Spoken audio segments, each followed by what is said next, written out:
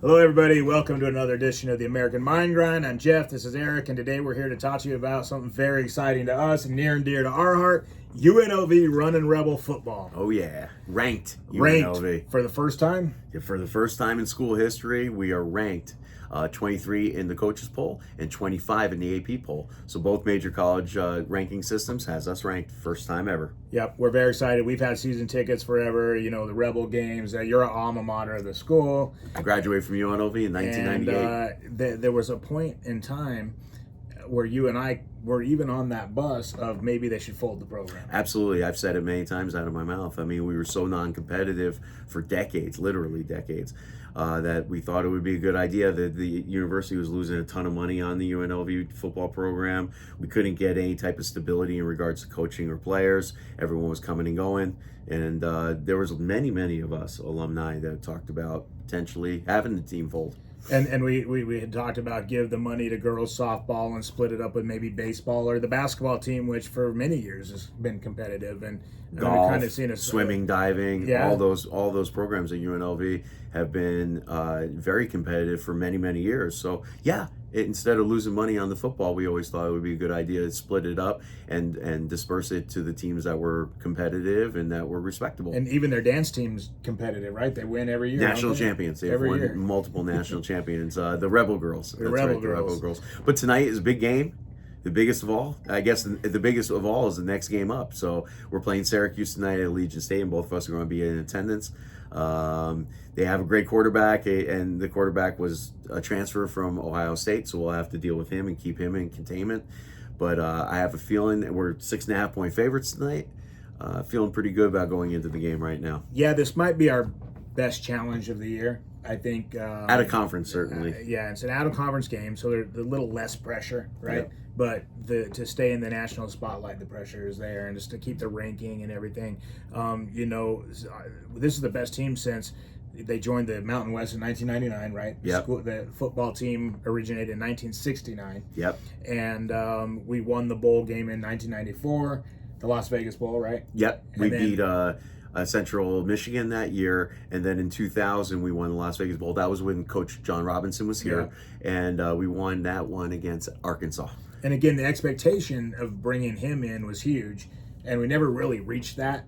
We had, again, a bright spot, 2000, but then that kind of ended that. So the challenge UNLV has had to be successful is crazy, right?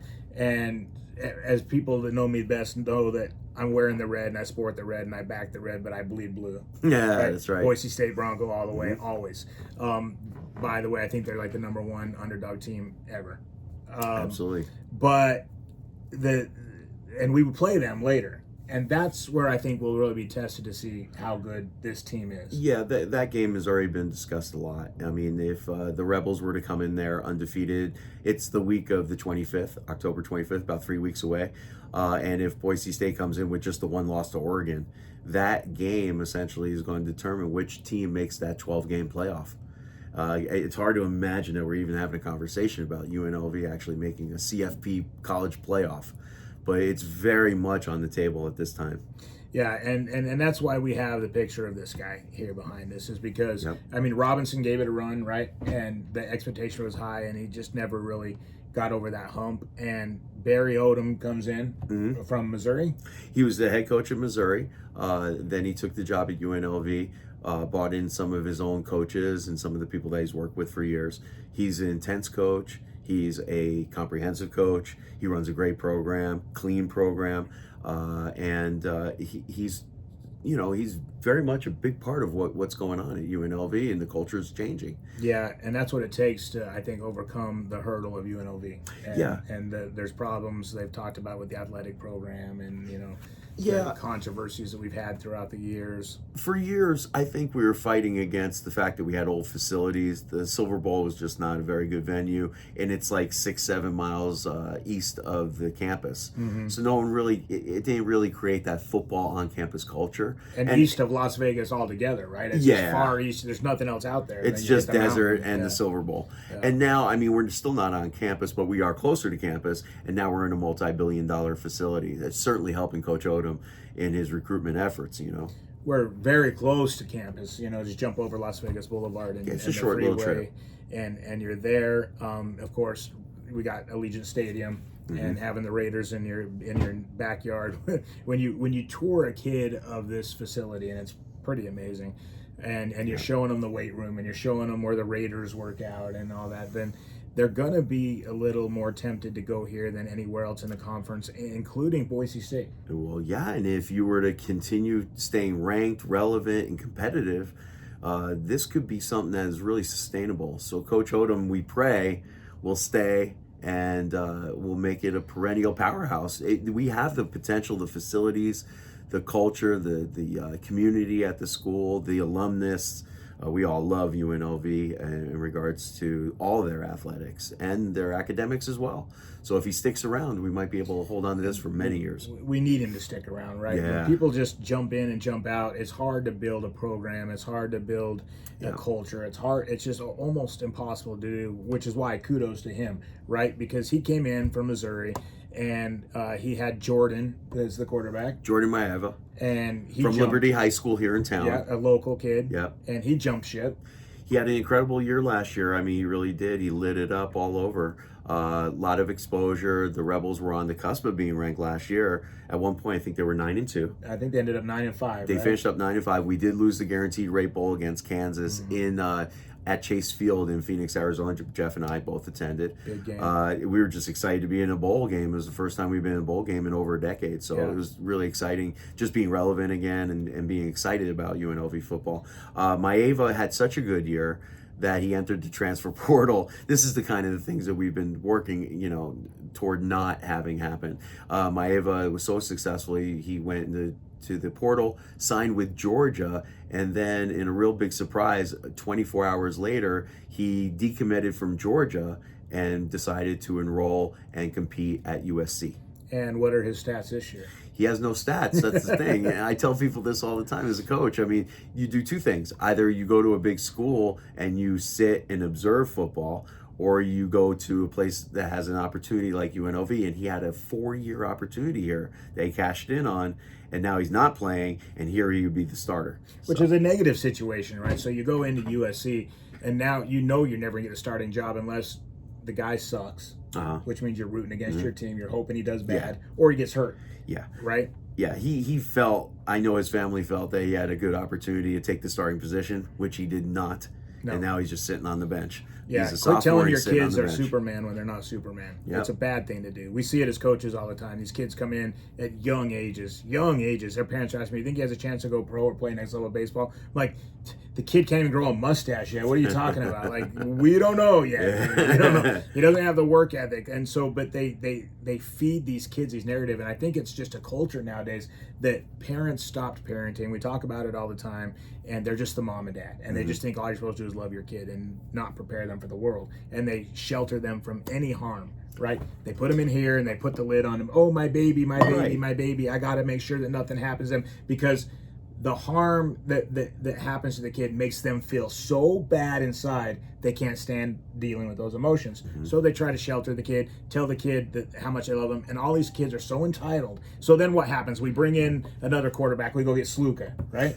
Well, you're left without a starter again, and then Odom goes out, to his credit, and finds Matthew Sluka, who had an outstanding 4-year career at Holy Cross. Not exactly a football school per se, but he had set records in both passing yardage and running yardage, rushing yards. He's a great talent. He was, and we went 3-0 with him to start this season. So the rule in the NCAA is if you start the 4th game, you lose a year of eligibility. So Sluka and his family decide to pull him after the 3rd game, even though we just became ranked, and even though that we were undefeated, and even though he had this incredible opportunity for exposure and perhaps bolster his resume, and who knows, maybe play some professional football. Might not be in the NFL, maybe it is, who knows, might be abroad, who knows, but he could have had a career playing football. So basically this was over $100,000 NIL promise, or that was said that was alleged a promise. Correct.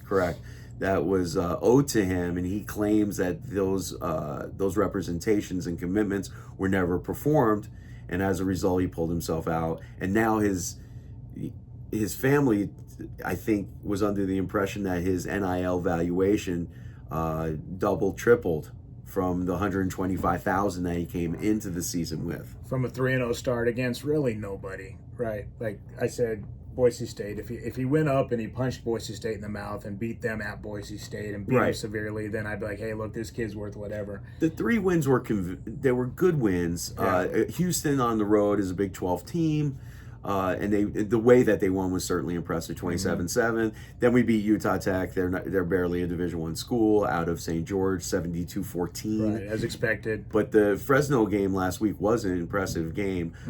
They are a pretty solid group, but we won 59-14. I mean, it was a drubbing. And it's so early to tell. We don't know what Fresno State's going to do. They went up to Michigan and they put up a fight, but they didn't win the game. It's so early, and it's so early to think of even what UNLV's gonna do. Like I said, we haven't really had, like, Houston's not what they were. No, like we haven't really had a huge. Tonight's probably the toughest test. When we play Syracuse, we'll find out. But even that, we're a 6.5 point favorite, and it's a long trip for Syracuse to come here. And so who knows? In Syracuse, they haven't really done anything. So until we play like a Boise State or something like that, then there's a lot to be excited about, but the verdict is still out, right? Absolutely. And so for a kid to jump ship, we're 3-0, and I'm Superman again, and my parents are stroking me, and I should have got $100,000, and it's not in writing, but assistant coach promised it to me, and then from what I heard, and who knows whatever happens behind the doors, is him and the family didn't take too kind to the separation. And here's why I always say, let the dust settle, let the chips fall, see where you stand, and what a difference a day makes, they say, right? 24 hours, let it go by. Did you know what happened the day after he jumped ship? What happened? The Circa came in and said, we'll give him the $100,000. Is that right? They were going to pay them UNLV said, thanks, but no thanks. We don't ever want to do business with him or his family again. And that's a great point, because clearly it's his philosophy there. Yeah. There is no I in team. That's right. And if you want to move on, the ship will sail without you. And they have a backup quarterback that played incredible last week. Always have plan B. Yep, that's right. Taj Williams is his name. Williams stud. He is a great quarterback. He passes the ball great, runs well. So we didn't really skip a beat without Sluka. So if we had lost, it would have been a real smack in the face for UNLV football. But last week we played I could even argue that we looked a little bit better on the field with Williams than we did with Sluka.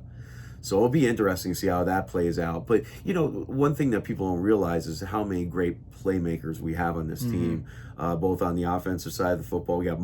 We have 2 actual All-Americans on the offensive side of the football, Ricky White and De Jesus is also a kick-returning All-American. And the people that never get credit, dude, our front line is pretty good. Fantastic, both sides of the football. If a quarterback has time to throw the ball, you don't have to be the greatest quarterback ever to put up big numbers.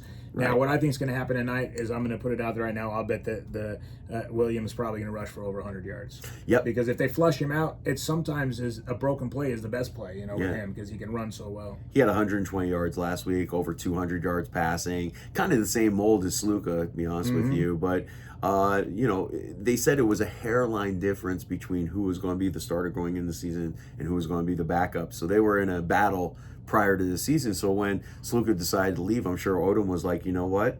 Why don't you just go? We've prepared Williams to back you up. In the event you get hurt or injured, he's going to have to hop into the game anyway as the starter. Boy Scout motto, always be prepared. And especially in pros now, they say part of your ranking depends on how good your backup quarterback is, because it's not if it's going to happen, it's when he's going to have to go into that game. Great point. And same with the pros. I mean, once the quarterback goes out, how many times have you seen a team just straight fold? Yeah. So you have to have someone that's ready to go in and be able to compete. And we have that situation here. And also the lesson is, a lot of our viewers are too young to know who Ahmad Rashad is. I know you know Ahmad Rashad, receiver for the Vikings, and he would cover himself when he'd catch the ball. I read his book. It's a very good book. I suggest it to everybody. And what it's about is that no matter who you think you are, the ship will sail on without you. Yep. We're made to pivot in life as human beings. When something bad happens, we can turn it to a positive. Those are people who are like-minded that way, that's the way they live their life. Their life seems to be easy, and they live for today. People that live in the past and people who think that they're victims, their life is a victim mentality of what happens to them. This story grew national attention. It was on ESPN, and they were talking about, has college screwed up by doing the transfer portal and allowing athletes to make money and all of this, which is another show, but I think they have really screwed it up and not knowing what they're doing. The blueprint of the NIL is there's really no rules, there's no real framework there. So as time goes on, they'll have to relook at that and probably have some guidelines, some footprint of some sort of rules. Because right now it's like kind of the wild, wild west. I mean, it really is. Again, like everything, whoever can accumulate the most money wins, right? Like, it's not supposed to be about that. And I've always been for athletes getting paid for their special talent gifts, but the transfer portal, I'm not such a big fan of. Certainly in situations where athletes are leaving 2-3 different institutions to pursue a better situation for them. I believe it should be capped off at one, honestly. Just if it really is a difference of, it just doesn't fit for your culture, the culture of your team or your individual culture, your family culture, you should have one time to transfer out of the school and re-enter and re-enroll into another school to compete. I even like the rule that we have to deal with in high school is if you're going to transfer, cool, you're going to sit 1 year out. Yep. It should cost. Your eligibility shouldn't be able to just go and just join another school. And, you make a commitment as an athlete to the institution that's making a commitment to you. There's a reciprocation involved. And especially as a quarterback, right? You build a whole team around a quarterback. Oh, absolutely. And for him just to leave like that and leave his team without a starter, it's kind of selfish, and self-serving and stuff like that. So it was a huge win. It was fun to be there at the stadium. The stadium was alive to go on without Barry Odom. Without Matthew Sluka, and everybody was wondering what is going to happen. And at Fresno State's a no joke of a team. They're a pretty tough team. They come in, and for us to go in there and just beat the snot out of them was such a good feeling. It was a beating, and it had to feel so good to the coach and the quarterback and the team, and that Sluka's at home watching, thinking, they're not going to be able to do anything without me. They're going to suck without me. We actually play better without him. And so we'll leave you this, Sluka. Read the book by Ahmad Rashad, because you need to learn the lesson. No matter who you think you are, the ship will sail on without you. Show must go on. Go Rebel.